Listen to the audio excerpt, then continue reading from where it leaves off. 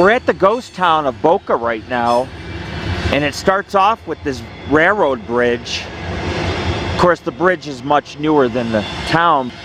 Look, a UPS car. I tried to videotape the engines coming in, and I couldn't get the camera on time. It shut off 3 times because I pressed the button 3 times. I ended up just taking a quick photo of the engine passing by here with the bridge, and then I turned on the video camera just to kind of show you the tracks go right through this ghost town. And then you have this beautiful bridge here. Look at that. That's what it's all about, my friends. Welcome to Boca.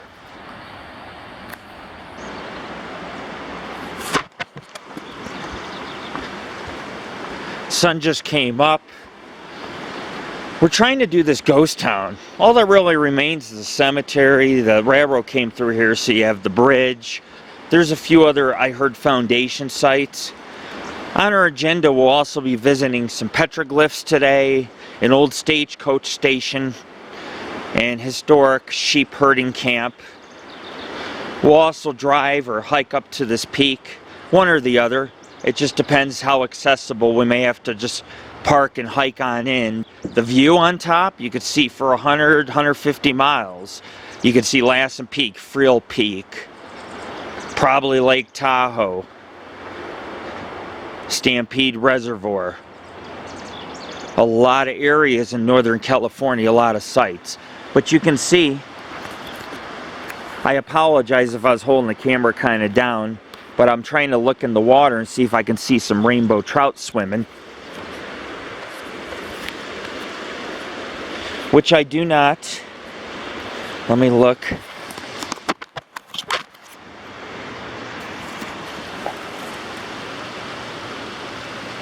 Holy crap. That looks like a big fish down there. This is the Truckee River, ladies and gentlemen. It's pretty serene. This is good stuff right here. This is really good stuff. And to see the train was a super nice treat.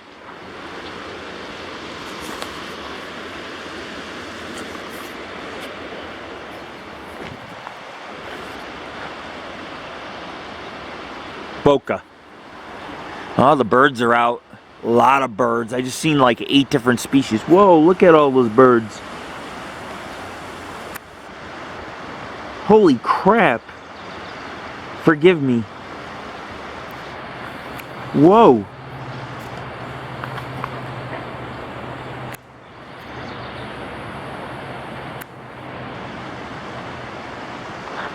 Just keep circling around, man. Look. Incredible. Oh. Jeez. Wow. That's so cool. This is Lord Rick. Let the adventure begin.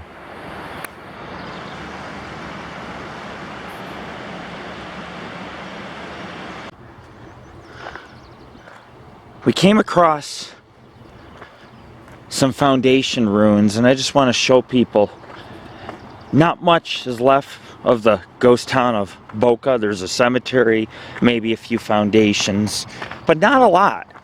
The bridge, which came later. Oh, there's a rabbit.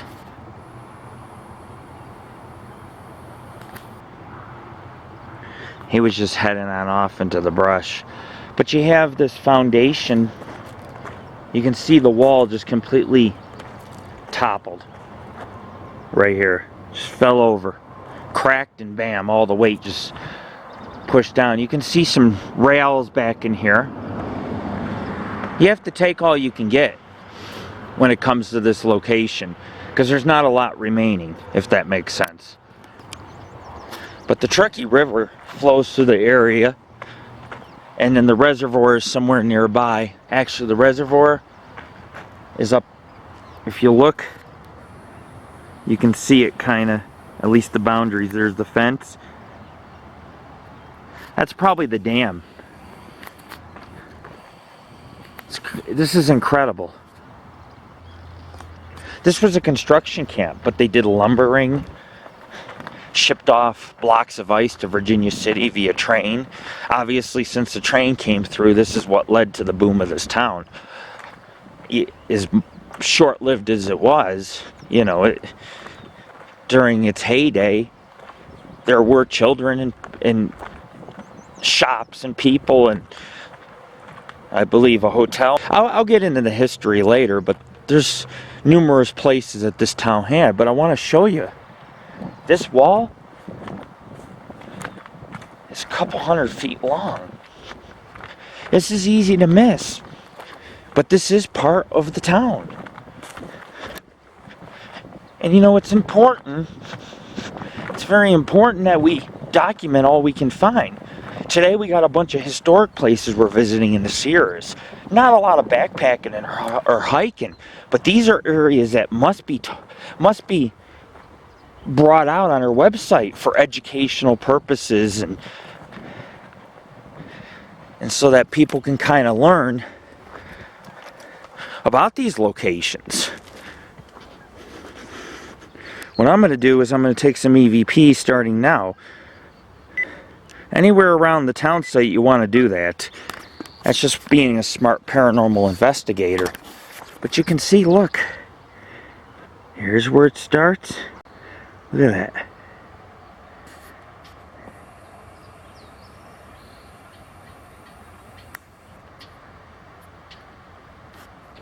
It's pretty amazing. This town, I mean, this is a very large site. And most of it's been erased from history. But this town it was extensive, as you can see just alone at this foundation. On the other side, the wall continues. It goes around a giant square and goes for 200-300 feet. Probably about, I don't know, I'd say at least 250 feet minimum. This is a big foundation, a big one. So I'm going to head out. Let's see what we can find at the ghost town of Boca in the high Sierras, which is just outside of Truckee, for those that are interested in enjoying the history and checking this place out. This is cool.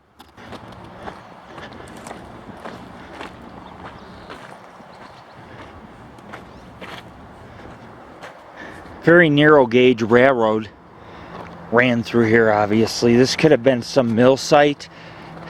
Notice that, pay close attention. We're inside the foundation and we have some narrow gauge railroad tracks inside. It's possible that this could have been a huge opening right here that you see. And it's possible whatever they had, maybe a small engine of some kind, maybe a small steam engine, or they have those other train cars where you lift the lever up and down and it moves along. But whatever was here wasn't very large and was able to, it looks like this may have been a cargo door and it came out here. It ends at this foundation and hill, so we know that whatever was here on the narrow gauge did not travel this way. It went out this way. This could have been some kind of old warehouse. This could have been the ice where they cut the ice blocks and shipped them out. They probably stored them inside of here. Now there's trees growing inside the foundation. This could have been an ice house.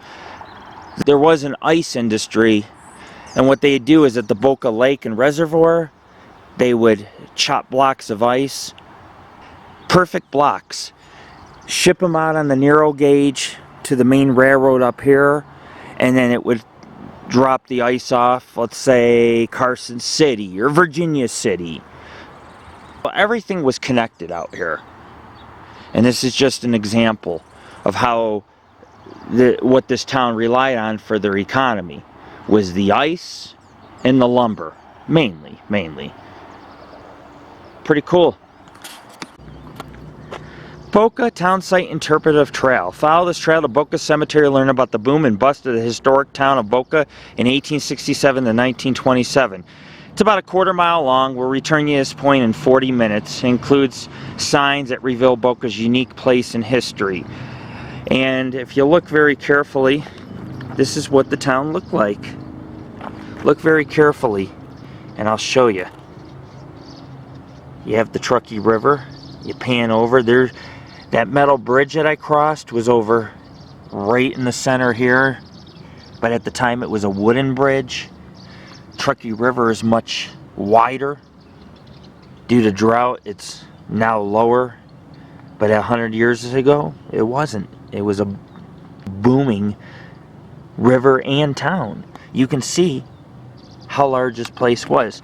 The foundation that I believe the foundation that I walked across or through is this building that had the narrow gauge. You can see this is a 200, 300 foot long building, or this one. And that's all that remains is the foundation. It's kind of cool. You have residential. You probably had a few. This looks like Main Street, and you come up here, there's businesses. A train's coming through. It's pretty cool. Not these. These are not. These are how they're supposed to be. There's not a lot of water, so they'll die quick. You're right. Look at all the volcanic rock everywhere. A fire? Oh yeah. There was parts of the town I think that burnt down at one time. Not recently, because this is newer brush. Fires were pretty. Yeah, there's no trees. Fires were pretty a pretty common occurrence, I should say.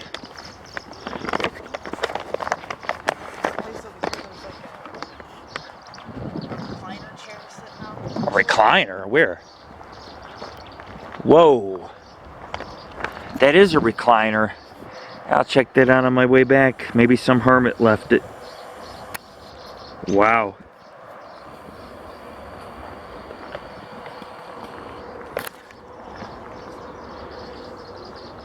Just so everybody knows, before I get going with this trip, Boca was a construction camp along the Central Pacific Railroad.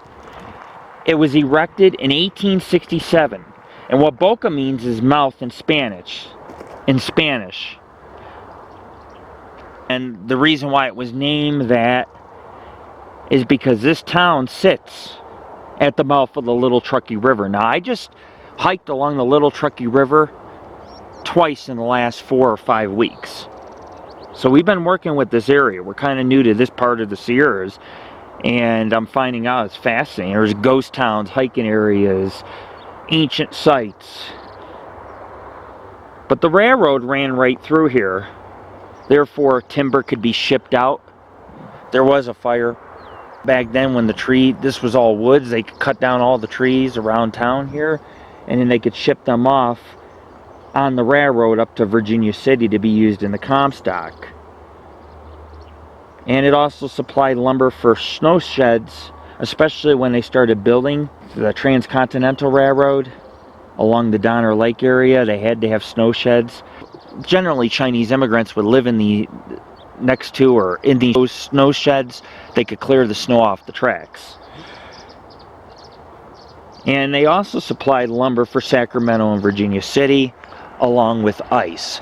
But we'll talk more about the history. I'll read every plaque to you, and then we'll put the history together piece by piece, bit by bit, so that you can kind of get an idea and feel for this location.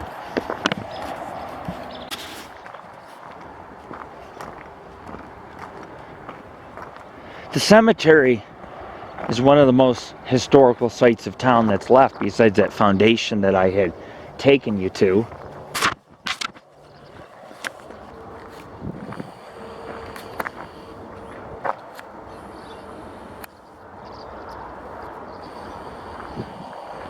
Everything seems to be labeled, which might be a great thing. So to give you an idea, I'll talk about each site. The Paranormal Ghost Society is all about education, teaching people safety, teaching people about history, preservation. There's a lot to what we do here. Look at the pipes protruding out of the ground.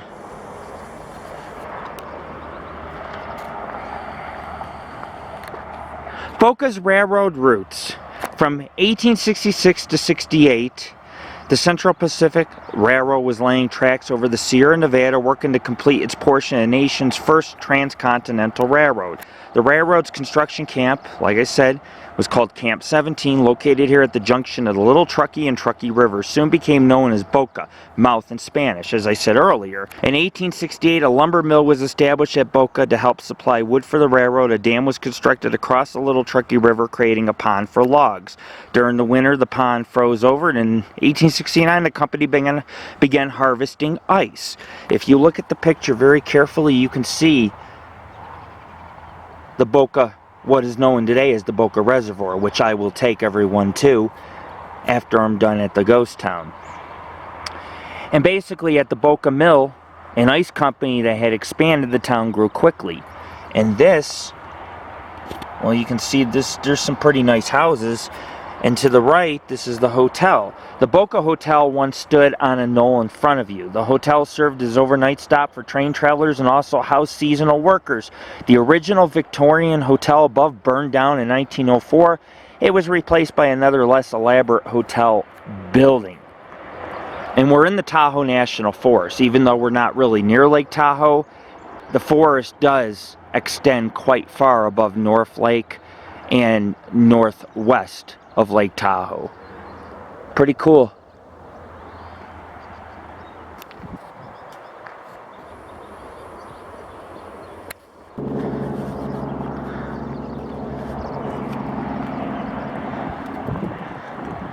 Is it me, or is there a lot of glass around here?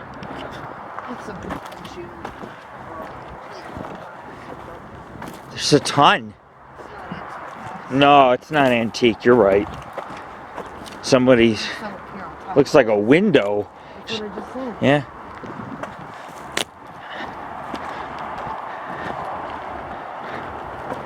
Holy shit. Wow.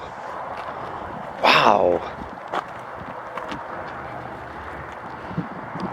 This is old. Some of this is old. That purple bottle. At least nobody's taking anything. They're just, you know what I'm saying, piling it, which is pretty adamant so people can kind of see it, you know. Pretty cool, huh? Ladies and gentlemen, you can see all the glass and artifacts that have been dug up or found throughout the town. Even though they're broke, they're all on rocks. It's pretty cool. Nothing's really remaining, if you look. Just bits and pieces. Pieces of the past. That's what we're looking at. Pieces of the past. Pretty cool.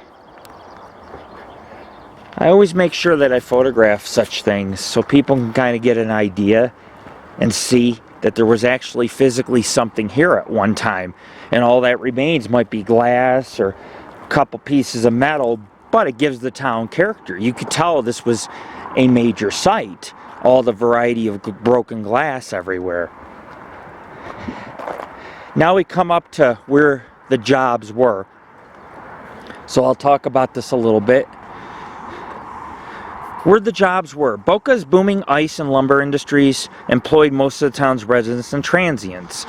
Lumber industry in the Sierras was huge. You have to understand that you had to have lumber to build the Comstock load. You had to have lumber to build all these little towns that are ghost towns today, and some of them are still towns that thrive. So you needed the lumber for the mines and to build homes. And even Sacramento has millions of people, so you definitely needed to ship wood up there. The lumber industry employed as many as 150 men in the summer, while the ice industry employed up to 50 men in the winter. The store and saloons depended on the success of the Boca Mill and Ice Company. Many of these operations were owned by the company. Lumber. 1866, the Truckee River Basin was richly forested. The demand for wood from the railroad and the Comstock mines quickly changed the local landscape. The railroad needed wood for ties, telegraph poles, snow sheds, and fuel. Maintenance alone could require as much as 20 million board feet of lumber annually, and the mines needed wood for buildings and mine shafts, requiring as much as 72 million board feet of lumber per year. Operation to Boca helped supply this demand. Ice. The other side of the railroad tracks in front of you are foundations from Boca's large ice houses. And of course, I didn't even see that till now. Check this out.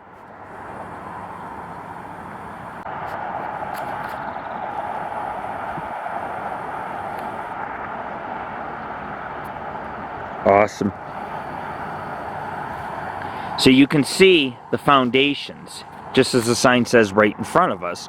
Boca made ice shipments throughout the West, expanding the California produce industry, along with the development of insulated railroad cars, greatly stimulated the ice industry. During the 1870s, the Sierra ice industry found its greatest market in the Comstock mines of Nevada. Ice was needed in great quantities to cool miners as they searched for silver deep under the earth. Underground temperatures were in excess of 140 degrees were often encountered.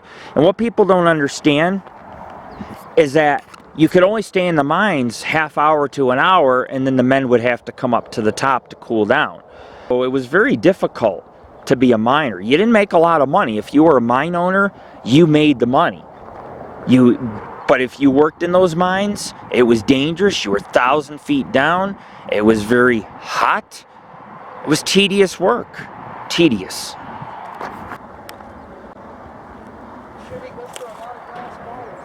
Oh yeah. I know, there's so much glass. Look how, if you look, it's shimmering. Thousands of pieces. I mean, this is only what's on the rocks.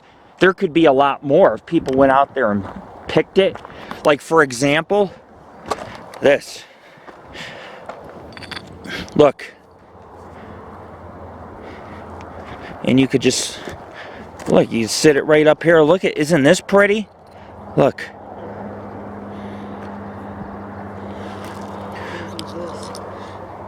It's part of that probably, huh?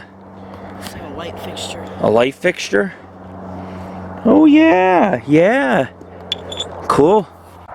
Boca Beer wins in Paris, France. Even though Boca was well known for its lumber and ice operations, Boca's biggest claim to fame was the Boca Beer. Before you, above the flat, before the river and freeway, once stood a massive brewery covering an acre of ground. It was established in 1876 and developed a famous large beer that won awards in 1883 at the Paris World Fair. Lager beer used ice for fermentation process. Conditions at Boca fit the bill. The Boca Brewing Company employed 35 men, or at least up to, mostly German, and produced up to 30,000 barrels a year. The brewery shipped throughout the West. And of course, the brewery was destroyed by fire in 1893. To the sadness of many, it was never rebuilt. Obviously, if you enjoyed their brews and they never rebuilt it, yeah, it could be quite disheartening. But this place just gives you an idea. All this was part of the ghost town. All the sites that you see. This was all extensive on both sides of the railroad tracks. And I was going to talk about the brewery when I got to the top of the hill, and all of a sudden I came across this sign. I'm like, whoa. And you guys get to see what it looked like too. Pretty cool stuff. This may not be a large place, but it's a place that is worth visiting, and of course doing a historical write-up and getting some pictures on our site and some other information.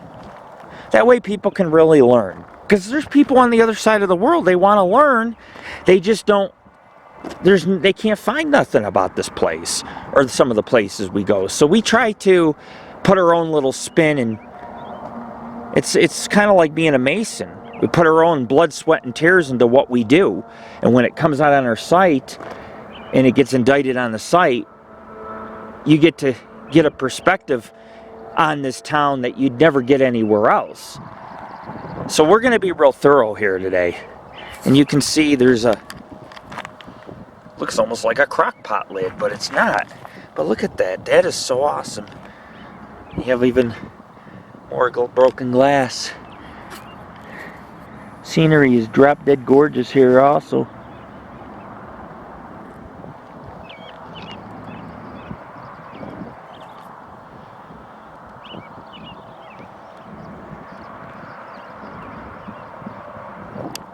You can see, ladies and gentlemen, there's a lot of debris scattered throughout the town, including this rusty heap of what people would say junk, but it's not. These are, some of these canisters were probably 100 years old. For example, that little dish pan, that could be about 100 years old. So it is history. You see the lid on the ground back there? What lid? Right as you came around the bin, it looked like a pot. Oh yeah, like the crock pot lid kind of. Yeah. Look, there's a shovel. License plate holder Is that a license plate holder? from the old, either that or part of the. Oh yeah, definitely iron. Iron is heavy. Boca's demise. Boca lost its brewery in 1893. Extreme overharvesting led to the end of the unlimited timber era. The Boca sawmill closed in 1908. The hills had been stripped of their wood and gold. Basically out here, wood was gold. That was the prime industry. Ice production became the town's main industry. Unfortunately for Boca, the future of natural ice was not promising either. The Sierra ice industry lost its biggest market in the 1880s when the Comstock mining era ended. In the 1900s, modern refrigeration ice production signaled the end of natural ice harvesting. Unable to compete with the artificial ice industry, the Union Ice Company, which acquired the ice company at Boca, ceased operations and began dismantling the town of Boca in 1927. Let me show you what the town looked like. Boca Reservoir. These buildings were massive. You can even see homes downtown. There were saloons, shops. It was quite extensive. Beautiful town. Now, folks, we reached the children's cemetery, which I'll get into the history in a little bit. I will take EVPs. I do have the EMF detector, but I left it back at the Jeep because I figured, you know, I really don't need to take EMF readings here. I think I can get a solid EVP to prove that this place is haunted, and that's exactly what I'm going to try to work at. Not so much EMF, I really want to get an EVP, so that way I could say, hey, this voice is not my own. There's also a bunch of debris scattered behind the cemetery, and I'm going to check out that to see if there's anything relevant to photograph, because I see piles of iron and steel and tin and aluminum and all those things that were once part of the town. It does, doesn't it? But this one goes around. Well, we could go up there and look, right, and come back. Why not? I want to take a picture with the tripod, maybe facing either this way or this way of us in the cemetery, because this is really all that remains of the town is a cemetery.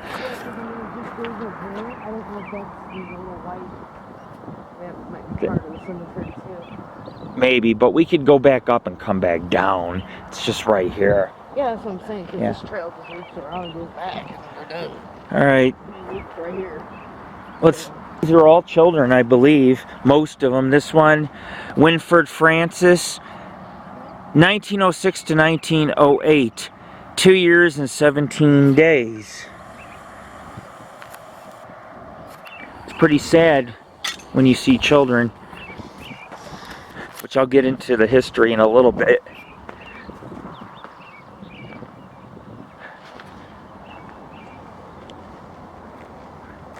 Yeah, these look like children. Wow. How sad.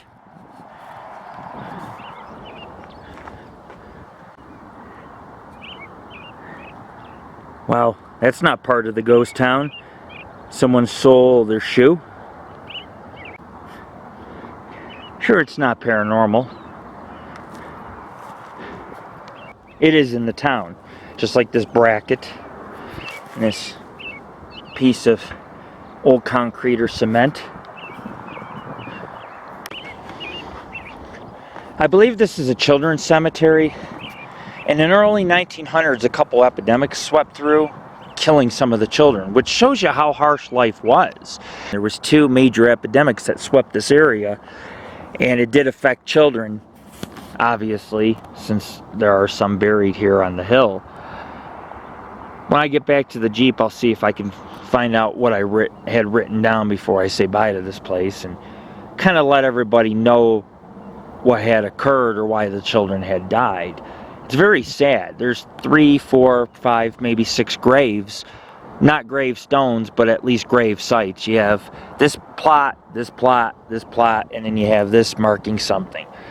And then this plot has 3 graves, this plot has 1, possibly 2, but the other one's missing on its next to it. The stones are missing out of this plot, and I bet you there's at least multiple unmarked burials throughout. Actually, there's a gravestone straight ahead. I'll get that later, but you can see it.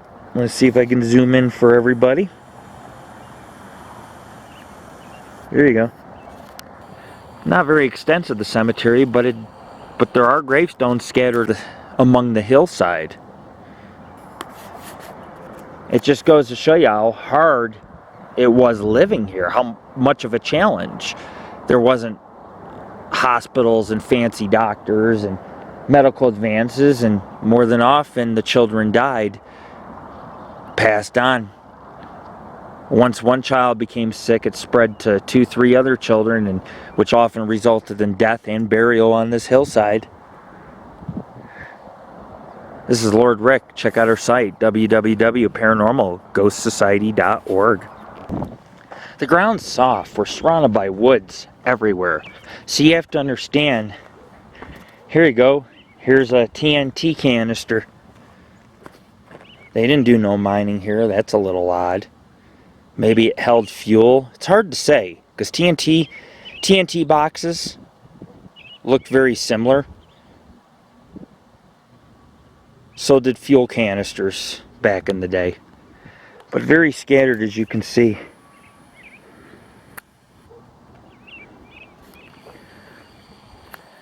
There's another one.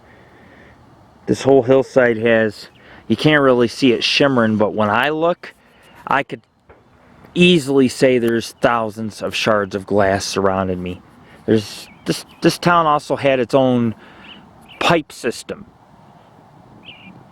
or sewage system, maybe water piping system to each home. I found some clay pipes, I found some metal pipes. It obviously had running water. It was a pretty nice town during its heyday. And this is the cemetery on the hill.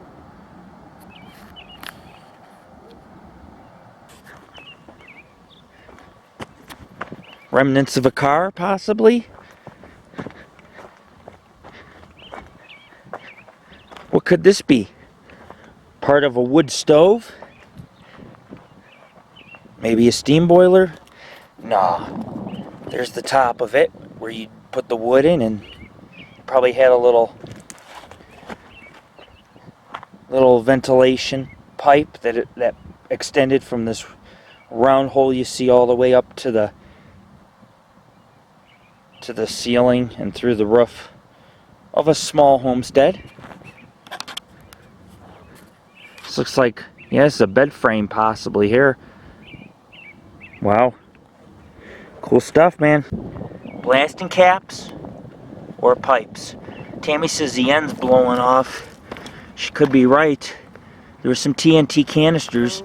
You know what? They would probably use blast boxes or TNT so that they could dynamite the rocks around here and build these big, massive ice houses and brewery. You had to blast some of the rock around here. There's a bone, but I can't tell what. Oh, I see the bone. I like the purple glass. It's my favorite down there. Oh no, I like the cobalt blue one. Oh, the cobalt blue? No, you don't. Oh, I see it. There's a pipe here. This is a good icebreaker. So, oh, cool. See how pretty that is? Turn it around. Oh, look, there's a label on it. Maybe Sun. Sun. It says sun. Could be anything, right? Sun. Father and son. Right. This all could have claws. Definitely, yeah. If it was mountain lion, it'd have claws. If you look at it this way, it looks like a dog print. Maybe coyote. Possibly coyote. There are mountain lions. There are coyotes. There are bear in the area. Whether we find those kind of prints, I don't know. Here's another porous rock. This one's red.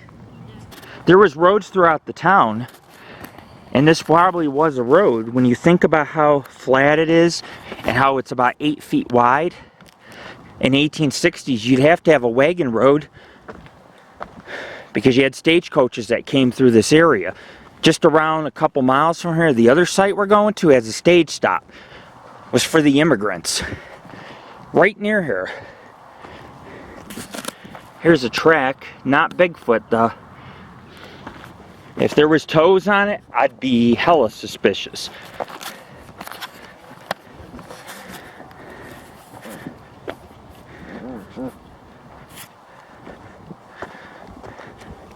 Yeah, that cemetery, the children, all of them are children buried there, and there was 2 epidemics that swept through and killed the children.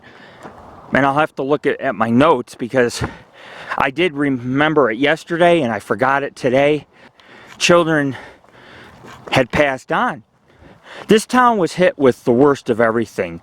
Fires, flooding of the Truckee River, no need for ice. They cleared out all the lumber here so they could no longer ship out lumber.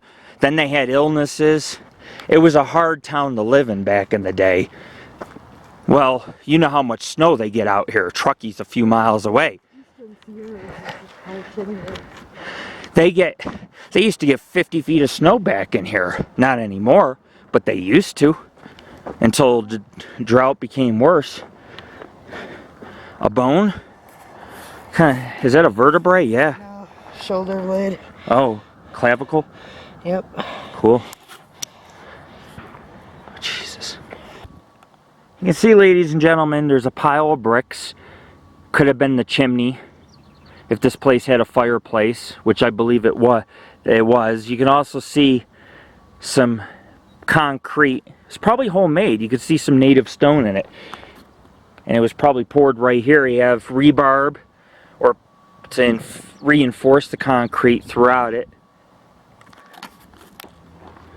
This was definitely something. It was worth walking here. Look at the view. Hold on, I get a panorama of that.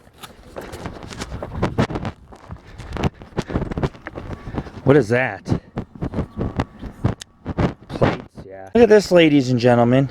A little bit of a flipper, a little bit of scuba diving gear.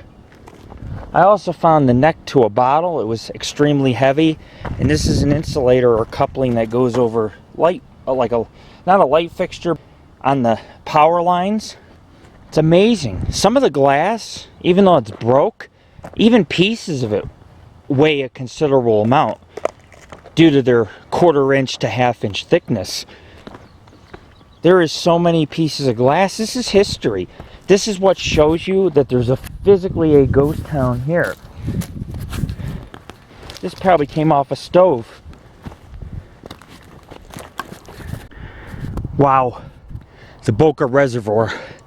This, my friends, is what made the ice industry boom. It's very low, hence the exposed sandbar. This should all be underwater right here. Very scenic. The Stampede Reservoir, just a couple miles up the road. And if you look at those mountains straight ahead, I hike down in those mountains. And there's a picture we have taken from the Stampede where I'm standing on the bottom and you can see this mountain, these mountains. And there's another picture on a hill and you can see me standing with the mountains are backdrop, and you see me standing in front of these mountains. We were here a couple weeks ago and we're back again.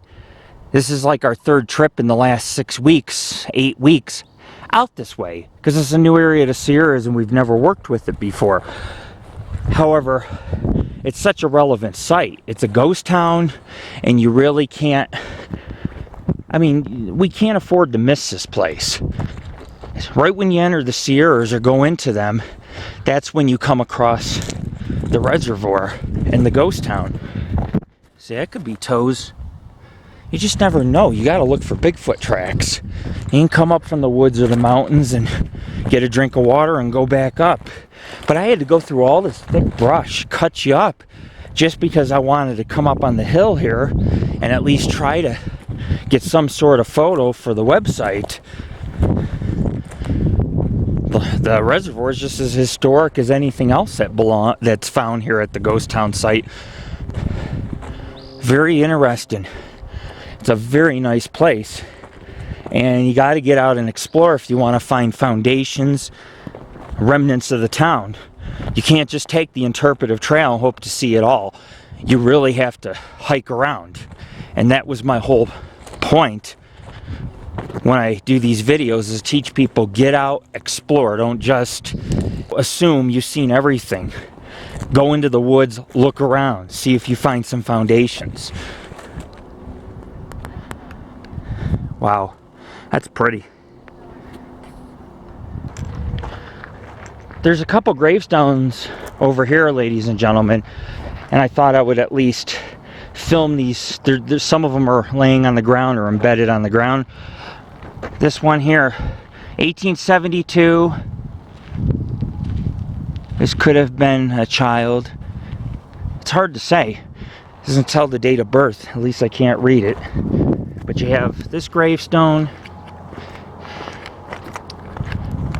in memory of Anna Laura, daughter of W.S. and M.J. Poindexter, died 1870, 2 years, 7 months, 18 days. And if you come on over here, I cannot read it, so I'll have to turn around.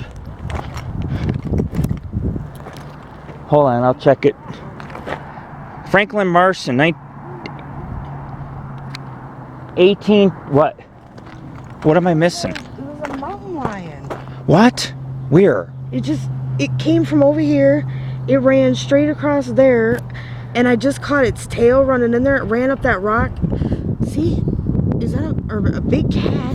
Where? It's over there underneath those bushes. See the shit moving in the bushes here? Let's just say it's going right up towards the... Up the canyon?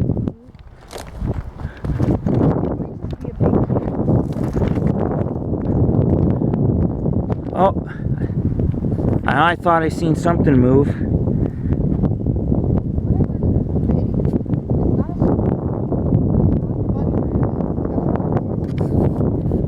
There's a mountain lion in the bushes. Sorry folks, I would have filmed it, but I was busy documenting the gravestone.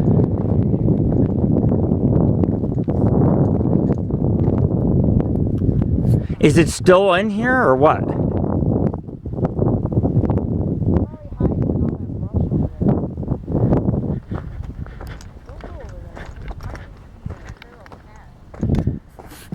There's houses, so there might be a cat. Tammy said there's a very large cat. I can study the film, but I didn't see it. I'm not afraid of any mountain lion, as long as I don't face my back to it. See, you got to keep an eye on my back, not my front. Hunting for mountain lions.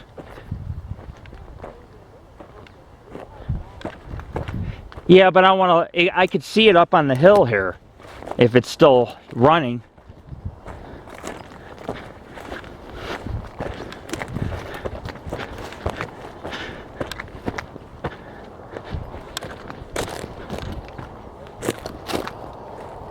A baby mountain lion?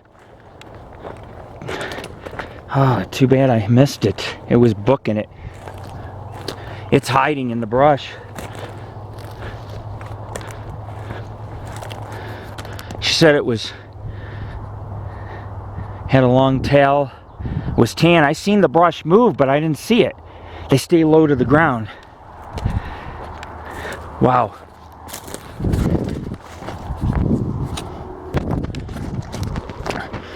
They stay very low to the ground. That could have been a cub. It is spring. She said it was a decent sized cat. So I took film and zoomed in when you told me about it, But I'll have to have you look at the film and see if you see it, because I zoomed in right around that canyon area. Was it? It was tan colored, right? They can have some black on them, I heard. Yeah. It wasn't black, you could tell that the fur... The fur was tan and it had some black throughout it. Yeah. That's a mountain lion. It looked dirty. But Dirty. I saw it was like running from there to there, and at first I thought it was a squirrel. Oh. I was like, what the heck? You should... I saw it run again, I'm like, oh. And you can turn on your camera, or... Yeah, but I couldn't catch it. It was so damn fast. And Did you film or photograph? I couldn't do either. Huh. It ran up on that rock, and I realized it was a cat because it stopped and it looked back at me like this, and then just took off. That's why. I seen the bushes move when I was filming, but I don't know if I had gotten whatever, a tail or anything. I guess it takes balls, huh? Since I wouldn't go chasing it. Does that take balls? Stupidity. Not stupidity. I'm ready to fight or ride that thing. I will either fight or I will make it my pet, and I will be like, let's ride, let's ride. Ladies and gentlemen, I'm gonna get, here's the history of the cemetery, so I don't have to look up on my notes. It says Boca Cemetery. A little farther up the trail, you'll enter Boca Cemetery. This cemetery remains a testimony to life's harshness in the Sierra frontier town. All of the remaining headstones, except for one, mark the graves of children. Ailments that's not true. I thought I seen another adult. But anyhow, ailments considered common and unthreatening today were often fatal. Bronchial pneumonia, intestinal problems, probably cholera, childhood diseases such as typhoid, maybe tuberculosis. I don't know. I mean, you had yellow fever, Spanish flu. Those things killed children. A lot of children here. It says, please respect this special resting place. And in the summer, it's full of flowers, as you can see, as in the picture. It says, limited archival records have provided information about the children's parents. Little John Margaroli. His father, John Margaroli, was born in Italy and was section foreman for the railroad. Little John's mother, Edna Margaroli, was born in Illinois. Patrick and Jeremiah O'Shea, probably Irish. Her parents, Jerry and Margaret O'Shea, were both born in Ireland. Jerry was a section boss for the railroad as well. Minford Weeks, his father, R.C. Weeks, was born in Missouri and was a stenographer for the ice company. Minford's mother, Charlotte Weeks, was born in Nevada.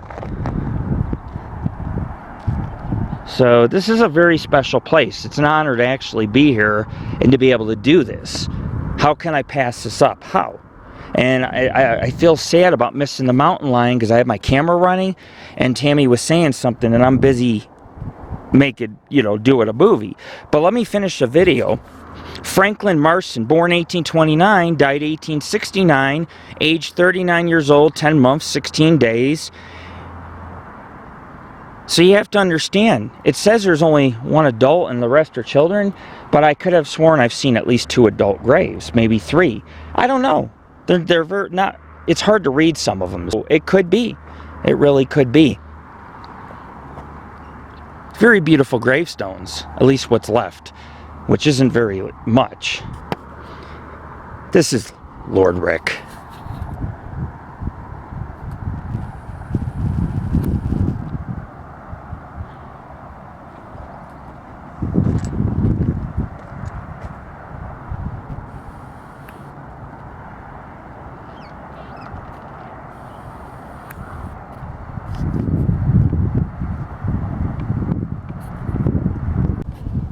Actually, earlier I made a mistake. It says it's very faint, aged 13 or 18, cannot tell, but it's either 13 or 18 months and 2 days.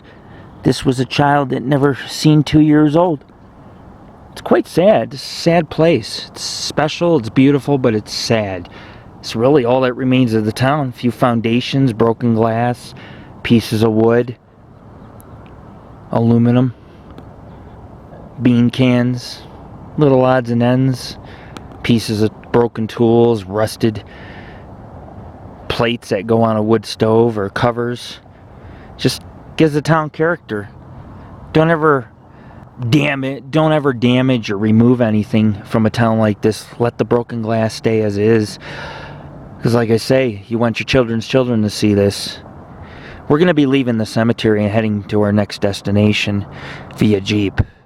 So I'll definitely catch you on the flip side. This is Boca.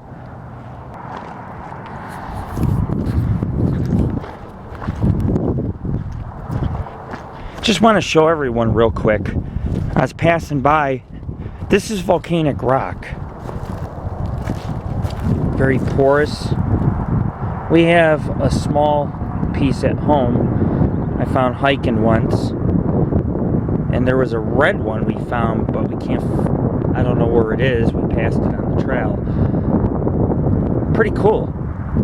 And I'm going to tell you, when these volcanoes blew, it's possible that the rock was, the blast was so great that it threw the rock for a couple miles. And as you can see, these are extinct volcanoes straight ahead of us. No longer active, but it's what formed the Sierras. Here's some bricks, everybody. You can kind of see them. Everything's buried under dirt. Even though this is an interpretive trail, we did go off the trail through heavy brush to find some other foundations and remnants of the town. There's a lot of remnants here, and you gotta look. It's extensive. And this deserves to be on our site. If we get EVPs, we can prove this place is haunted. But not only haunted, we can also bring history. So people that are in, let's say that there's some high schoolers that want to do a term paper on the Wild West or Boca or lumber towns or ice housing. They could do a story and they could use our site and do a story or a term paper about this place. And they can use our pictures as long as you keep the copyright and everything intact. We really don't care. We're an educational site, so it's okay. Just give us credit. Send people to our site. We're a word-of-mouth type of group. We're not paranormal celebrities. Friends tell other friends, and people come to our site, and millions of people visit our community and our website every year. Imagine how, I mean, so many teachers write me thanking me for visiting places like that. There it is.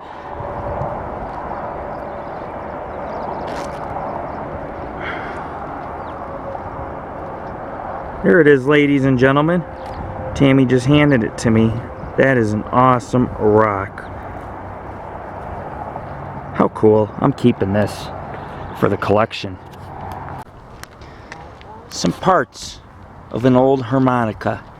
Could picture an old timer sitting there playing the harmonica, sitting on his porch, maybe sitting on the steps of the hotel. An old well? A well? Oh yes, that's another part of the town's history. The well? It had a well. They had their water. How they got their water. That's how they got their water. There was a well. It said it on a website I was reading. Oh, there's yellow flowers. I have to get a picture of those. Yeah, that's where the well probably was in town. But you could picture an old timer. These houses had porches. And for example, this one has a porch. And an old timer played his harmonica, and you can see the reservoir lake in the background. This truly was a very quaint and simple way of life here. Most definitely. I love it. I love this place. You should too.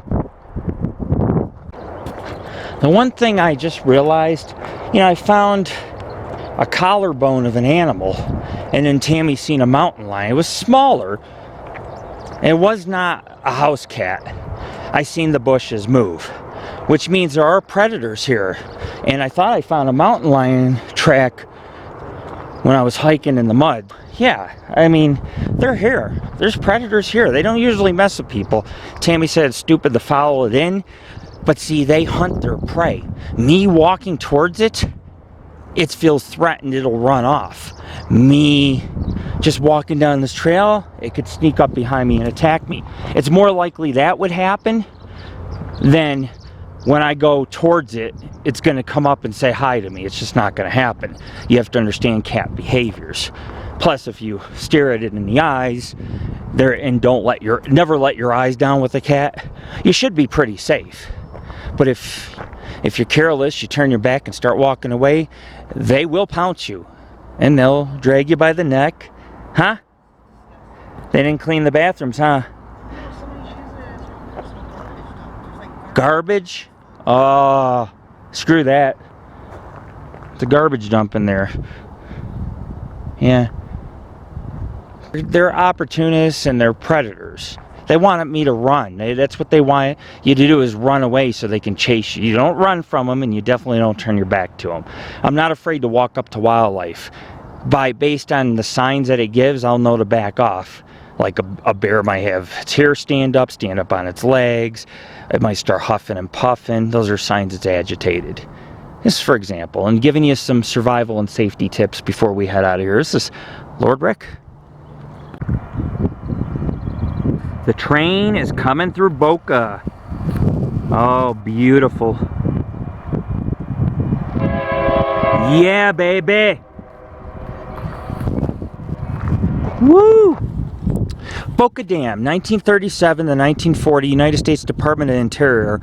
Harold L. Loke, Secretary, Bureau of Reclamation. John O. Page, Commissioner. R.F. Walter, Chief Engineer. L.J. Foster and O.S. Hale, Construction Engineers. Height, 116 feet. Length, 1,629 feet. Storage capacity, 40,901 acres / feet. Contractor, George W. Condon. Look how low the water is. The water, folks, is supposed to come right up to the rocks and be a little bit. If you look here, you can see those plants growing. I've been to a similar reservoir where the water came a few feet up onto the rocks. Not here. This reservoir is at least 40 feet low. And next year, with another mild winter, it'll almost be dry. You'll be able to walk you'll be able to walk out in the middle. Pretty crazy stuff. I'll show you the map of the area so you know where we're at. This is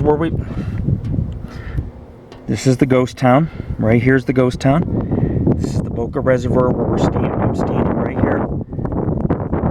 A couple weeks ago, I walked it's low, so I walked all the way out to about here in the middle.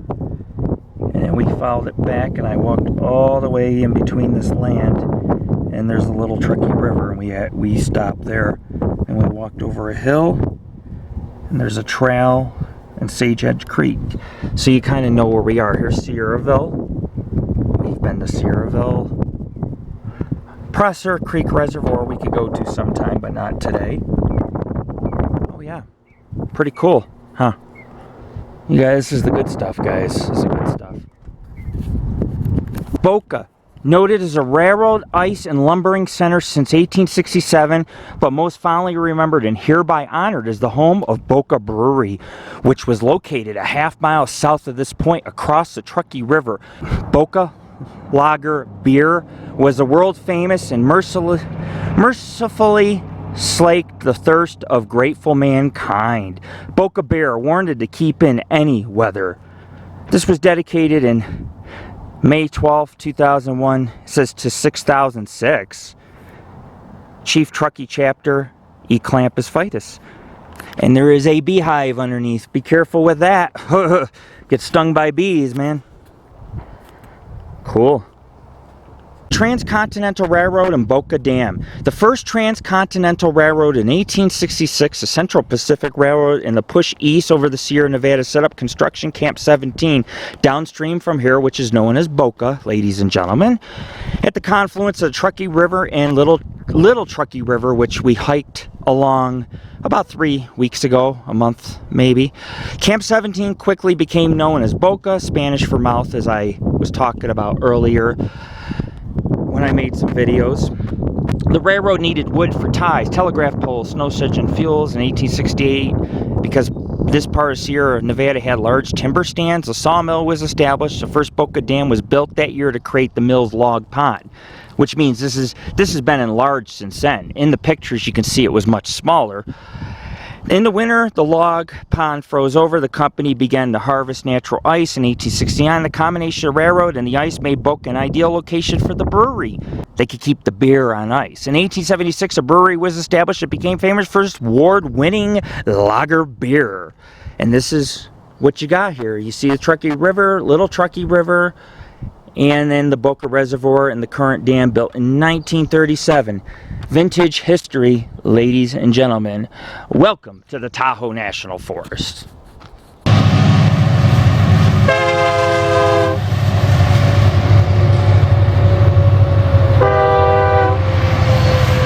Yeah, baby. The Boca Railroad coming through. Not really. Woo!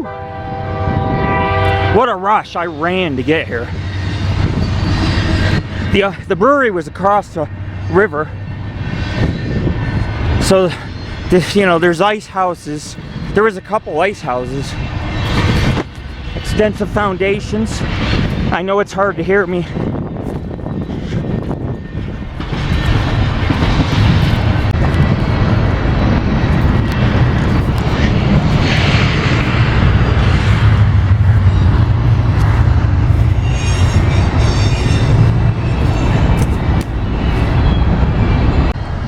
That was awesome. I ran from the Jeep through the brush to film the train coming in, waved to the engineer, and then I was able to take a photograph of the train passing by the foundation. Awesome. And then the train coming in over here. It's my third train I've experienced. These are some busy railroad tracks. Further up the railroad tracks is Donner Summit. And that's where the railroad tunnels are. They no longer use those tunnels. They built new ones below. At one time, 50 years ago, they used to use those tunnels. Then they started crumbling. They weren't safe. And so the trains, they built new tunnels below. And that's on our website too if you want to see the railroad tunnels. One's like perhaps a mile and a half long. 7-8 tunnels. Totally worth it. But this foundation's huge, so I thought I'd come by and photograph and videotape it. We're leaving Boca and we're gonna head to our next destination, which is a multitude of sites, including the Wheeler Sheep Camp, some Washoe petroglyphs, and an old stagecoach stop. This is Lord Rick. Check out our site, www.paranormalghostsociety.org.